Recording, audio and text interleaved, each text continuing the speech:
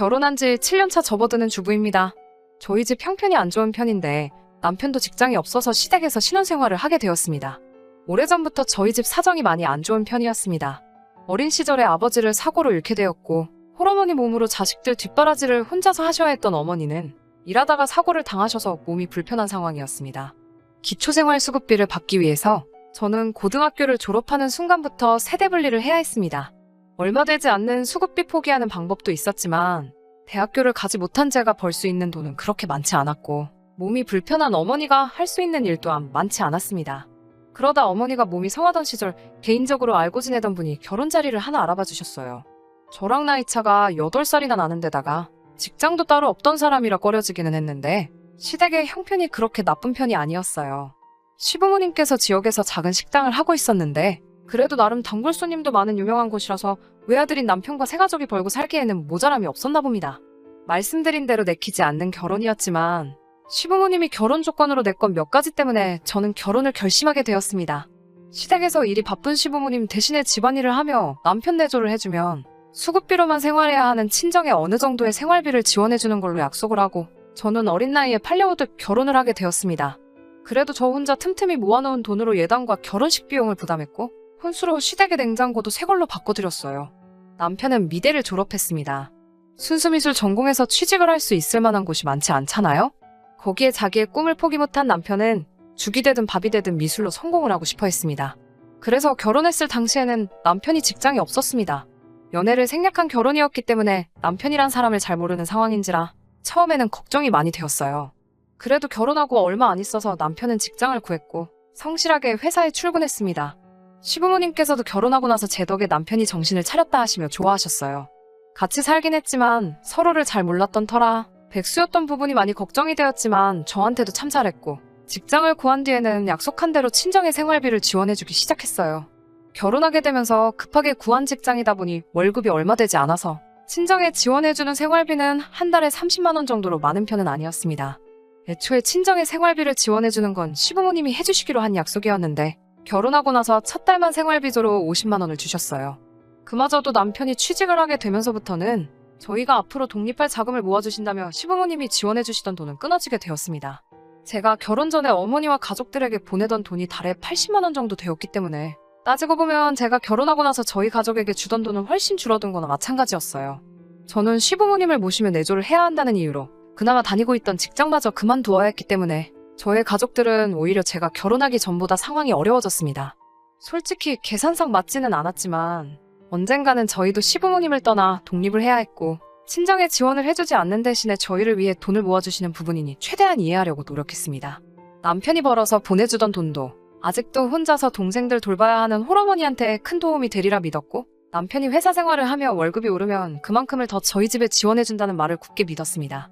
그런데 취직을 하고 1년이 지날 때쯤부터 남편이 아직 철이 없는 사람이라는 느낌이 들기 시작했어요. 저보다 8살이나 많은데 생각하는 건 완전 어린애 같았습니다. 하고 싶지 않은 직장을 구해 억지로 하고 있는 걸 알았기에 퇴근하고 온 남편 힘내라는 의미로 응원을 해주고 싶었어요. 제가 할 수 있는 건 위로의 한마디뿐이었지만 제가 늘 고마워하고 있고 응원한다는 마음을 전해주기 위해 퇴근한 남편의 어깨를 주물러주면서 우리 남편 일이 힘들어서 어째? 나 때문에 고생이 많아. 지금도 고생하는 거 알고 있지만 앞으로의 미래를 위해 지금처럼 계속 힘내줘. 라고 따뜻한 말 한마디를 건넨 적이 있어요. 돌아온 남편의 반응은 제 예상을 훨씬 넘어서는 대답이었습니다. 그래도 우리 서로 잘 되자고 하는 일인데 열심히 해야지 라는 대답을 기대했던 건 제 욕심이었나 봅니다. 남편은 그러게 너 때문에 이게 다 뭐냐? 진짜 결혼 괜히 한 것 같다. 라고 말하며 자기는 화가가 되는 걸 포기할 생각이 없고 앞으로도 유명해지려면 꾸준하게 작품 활동을 해야 하는데 회사 때문에 시간이 나질 않아 정말 걱정이라고 하더라고요. 결혼하고 나서 시부모님 모시며 저는 집안 살림을 하고 있는 게 남편의 눈에는 제가 집에서 놀고만 있고 자기 혼자서 외벌이를 하고 있다는 게 공평하지 않다는 생각을 했나 봅니다. 그날 이후로 저는 퇴근한 남편에게 이런 식의 따뜻한 말 한마디를 건네본 적이 없어요. 좋은 이야기 들을 것도 없고 저 때문에 자기가 자신의 미래를 포기했다는 식의 대답을 들으면 저도 그게 마음에 부담이 되었거든요. 그러다 언젠가는 저희 어머니한테 보내줘야 할 생활비를 보내주지 않았더군요. 동생들 등록금 때문에 지출이 크던 상황이었던지라 푼돈이기는 하지만 그 돈이 필요하던 상황이었습니다. 기다리다 못해 제가 먼저 남편에게 친정의 생활비를 언제쯤 보내줄 수 있느냐고 물어봤어요. 그런 남편은 저에게 집안일 하는 게 뭐가 그렇게 벼슬이라고 그걸 가지고 부담을 줘. 너 놀 만큼 놀았잖아. 내가 왜 너네 집 생활비까지 벌어야 돼? 사지말쩡한데 니네 집 생활비는 네가 벌어다 주는 게 맞지 않아? 라고 말하더라고요. 그 주말에 남편은 시부모님을 불러 모아 저를 앞에다 두고 이렇게 이야기하더군요. 얘 집에서 하는 것도 없는데 최저시급만 주고 엄마 식당에서 데려다 갔어. 내가 번 돈으로 친정에 돈 주는 걸 당연하게 생각하는 꼬라지 보고 있으면 정말 회사 열심히 다녀보고 싶은 마음조차 사라져. 라고 하더군요. 시부모님도 그러면 안 되지. 우리 아들이 얼마나 힘들게 돈을 벌고 있는데 친정으로 돈을 빼돌리게 둘 수는 없지. 라고 장단을 맞춰주시더라고요. 결혼 생활 6년간 새벽 일찍부터 출근하는 시부모님 아침 챙겨드리고 그때부터 청소며 빨래며 집안일 하고 있으면 늦지막히 일어나 출근하는 남편 아침밥까지 매일같이 아침상만 2번을 준비해야 했습니다. 남편 출근시켜놓고 집안일 해놓고 있으면 점심 장사 끝나고 돌아오신 시부모님 식사 준비를 해야 했어요. 워낙 깔끔한 걸 좋아하신다는 시어머니는 하루 종일 쓸고 닦고 한 집안 구석구석을 검사하듯 돌아다니며 먼지 한 톨이라도 눈에 보이면 그걸 가지고 저한테 살림을 왜 이렇게 못하냐며 구박을 하셨습니다. 아직 배우려면 한참 멀었다고 하시면서요. 그 일이 있던 후로 남편 말대로 처음 몇 주간은 시부모님 식당에 같이 출근을 하게 되었습니다. 식당 일이 힘들다고는 하지만 식당 규모도 작은 데다가 원래 2분이서 하시던 일을 제가 돕기만 하면 되었으니 힘들지는 않았어요. 점심 장사 마치고 잠깐 시부모님과 집에 돌아왔는데 남편이 회사는 안 가고 집에 있더라고요. 회사는 어쩌고 집에 있냐고 물으니 그만뒀다고 하네요. 이제 제가 돈을 벌게 되었으니 자기는 다시 자기의 못 이룬 꿈을 위해 재도전을 해봐야겠다면서요. 시부모님은 원래도 둘이서도 하던 식당인데 저한테까지 월급을 주는 게 아깝다는 생각이 들었나 봅니다. 저한테 주는 돈은 어차피 자기 주머니에서 나가는 돈이라며 이제 식당 일은 필요 없으니 그만 나오고 저보고 새 일자리를 구하라고 하셨습니다. 그러면서도 제가 낮에는 집안일을 해야 하니 밤에 출근하는 직장을 구하라고 하셨습니다. 매일같이 집 근처 편의점에 나가서 야간에 일을 하고 새벽 3시나 돼서 집에 들어와 쪽잠을 자고 집안일을 하는 생활을 매일같이 반복해야 했습니다. 집안일 때문에 일하는 시간을 더 늘릴 수가 없으니 당연히 수입은 남편이 혼자 벌어올 때보다 더 줄어들었습니다. 이제는 어머니한테 보내는 생활비마저 아깝다고 하시네요. 이제 동생들도 대학생이 되었는데 걔들이 일해서 벌면 되는 걸 우리가 돈까지 줘야 하냐고요. 새벽에 알바를 끝내고 돌아오면서 산 로또 한 장. 하늘이 저를 도운 건지 1등이 되었습니다. 하지만 하늘은 저 말고도 도와줄 사람이 많았나 봐요. 1등 당첨자가 저 말고도 여럿이더라고요. 세금을 제외하고 제 통장에 들어온 돈이 8억이었습니다. 하지만 아깝다거나 아쉽다거나 하는 마음은 들지 않네요. 제 인생에 이만큼의 돈은 구경도 해본 적이 없는 금액이었으니까요. 이 돈이면 저희 어머니 전셋집과 몇 년치 생활비를 한 번에 들여도 돈이 많이 남겠다는 생각이 들었어요. 동생들도 대학에 들어갔으니 나머지 학자금을 다 내줘도 모자라지 않을 만큼의 금액이었습니다. 동생들도 장성했으니 이제 저희 가족에게 더 이상 지원금을 보내지 않아도 된다는 계산이 서서 남편과 시부모님에게 이 사실을 이야기하고 앞으로 이 돈을 어떻게 사용할지에 대해서 의논해보기로 했습니다. 하지만 시부모님과 남편은 그 돈을 왜 친정에다가 줄 생각을 하냐고 성화입니다. 남편은 이제 본격적으로 작품 활동을 해야 할 때라며 자기 작업실을 차려달라고 말하고 시부모님은 안 그래도 식당이 작아서 돈이 덜 벌리는 것 같다며 사업을 확장하자고 제안을 해오시네요. 말한 대로 동생들이 장성했으니 이제 어머니 부양은 여태껏 키워준 동생들의 몫으로 돌리고 저는 출가 외인이니 더 이상 친정에 신경을 끄라고 하면서요. 그렇다고 제가 당첨된 로또를 전부 다 꿀꺽하려는 생각은 아니라고 하면서 다 우리가 미래에 잘 되려고 하는 투자이니 아깝다는 생각을 하지 말라고 합니다. 남편은 화가로 대성을 할 것이고 시부모님도 식당이 커진 만큼 수입이 늘어날 거라 하시면서요. 처음에는 이 돈이 힘들어하는 내게 하늘이 내려준 선물이라고 생각했는데 지금은 차라리 당첨이 안 되었으면 좋았겠다는 생각밖에 들지 않습니다. 끝까지 제 가족들은 버려둔 채 저의 단물을 쏙 빼먹으려고 하는 남편과 시댁 식구들을 보니 여태껏 참아오며 헌신했던 제가 다 바보 같다는 생각이 듭니다. 저희 가족을 부양해주긴 했다지만 지금 돌이켜 생각해보면 제가 굳이 이 집에 시집을 오지 않았다면 오히려 제가 저 혼자서 가족들에게 더 많은 걸 해줄 수 있었다는 생각밖에 들지 않습니다. 오히려 저 혼자 벌어 가족들 먹여 살리던 때보다 더 적은 돈을 주고 있으면서 집안일의 바깥일까지 전부 다 제가 독박을 쓰고 있었다는 생각밖에 들지 않아요. 도대체 제 인생은 어디 있는 건지 이제 와서 정말 많은 후회가 되네요. 잠들기 전에 심란해져서 이렇게 사연 한번 올려보았습니다.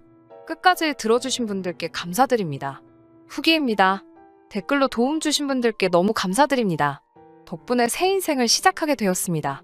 여러분들이 안 계셨다면 저는 아직도 그 집에서 식모살이를 하면서 제 가족들 부양까지 같이 하고 있었겠네요. 특히 로또 당첨금은 이혼 시에 분할 대상에 포함이 되지 않는다는 사실을 조언해 주신 분께는 다시 한번 감사의 말씀을 드립니다. 당첨금에는 상대방이 기여한 바가 없기 때문에 이혼할 시에 분할을 할 필요가 없다는 사실에 자신감이 붙었습니다. 남편이 직장을 그만두고 저 혼자서 돈을 벌기 시작한 지도 꽤 오래되었기 때문에 남편 쪽에서는 정말 그 어떤 것도 기여를 한 적이 없다는 사실이 증명되었습니다. 사실 제 사연 들으시면서 많이들 답답하셨을 거라 생각이 듭니다. 그럴 수밖에 없는 상황이기는 했지만 왜 그렇게 사냐는 댓글들 하나하나 읽을 때마다 마음이 아프다기보다 정말 제가 바보같이 살아왔구나 하는 후회밖에 들지 않았어요. 다른 분들 말 맞다나 제 수중에 돈이 생기니 믿는 구석이 있어서 그러는 거라며 저를 욕하신 분들도 더러 계셨지만 제가 시집오고 나서 처음으로 갖게 된 주도권을 놓치고 싶은 생각은 없었습니다. 남편을 포함한 시가족들을 불러 모아 당첨금으로 자기들이 원하는 걸 해주겠다는 대답 대신 이혼하겠다는 말을 건넸습니다. 예상한 대로 대번에 여태껏 결혼 생활하면서 자기들이 우리 어머니께 준 지원금 이야기를 꺼내며 저를 오히려 은혜도 모르는 배은망덕한 사람으로 몰아가더라고요. 시부모님께는 저희 미래를 위해 모아두셨다는 그 돈, 저는 한 푼도 받지 않을 것이다. 여태까지 남편의 월급과 제가 벌어 저희 부모님께 드린 돈을 다 합치더라도 그 돈보다는 액수가 많지 않을 것 아니냐라고 되물으니 그 부분에 대해서는 꿀먹은 벙어리 마냥 아무 말도 못 하시더군요. 남편은 언제 그렇게 애처가가 되었는지 제가 이혼 서류를 내미는 게 다 시부모님 탓이라며 말도 안 되는 억지를 부리더라고요. 그동안 시집살이 견뎌내느라 고생이 많았다고, 당첨금이 얼마나 큰 액수라고, 그 돈이면 평생 놀고 먹을 수 있을 거라고 생각이 들었나 봐요. 당장 시부모님 곁을 떠나 그 돈으로 시골에 집을 사서 자기는 그림을 그리고 저는 거기서 작은 사업 하나 시작해보면 되지 않겠냐고 이제 둘이서 행복하게 살자고 하네요. 결국 자기는 끝까지 수입 없이 놀고 먹으려는 셈이고 여전히 저보고 돈을 벌려고 하는 말에 더 이상 그렇게 살기 싫어서 이혼을 결정한 거고, 이혼을 결정한 건 시부모님 때문이 아니라 끝까지 처리 안 되는 당신 때문에 결정한 게 더 크다고? 무슨 말을 하더라도 이 마음을 돌릴 생각은 없다고 전해졌습니다. 그 집 구석에서 더 이상 돈 한 푼 받을 생각은 없었는데 법원은 오히려 저희가 결혼 생활을 하며 모아온 돈과 시부모님이 남편 앞으로 모으시던 독립자금까지 분할 대상에 포함시켜줬네요. 물론 그 돈은 포기했습니다. 질질 끄는 것보다 하루빨리 그 집에서 탈출하는 게 우선이었으니까요. 한편으로는 조금 씁쓸합니다. 이혼을 하면서도 저희 어머니는 수급비 걱정을 하시며 제가 이혼하는 걸 못마땅하게 생각하셨어요. 제가 돌아오면 수급비가 끊긴다고 하는 말이시죠. 동생들이 여태까지 제가 희생해왔으니 이제 제 인생을 살아가면서 응원해줘. 지금은 혼자서 살고 있습니다.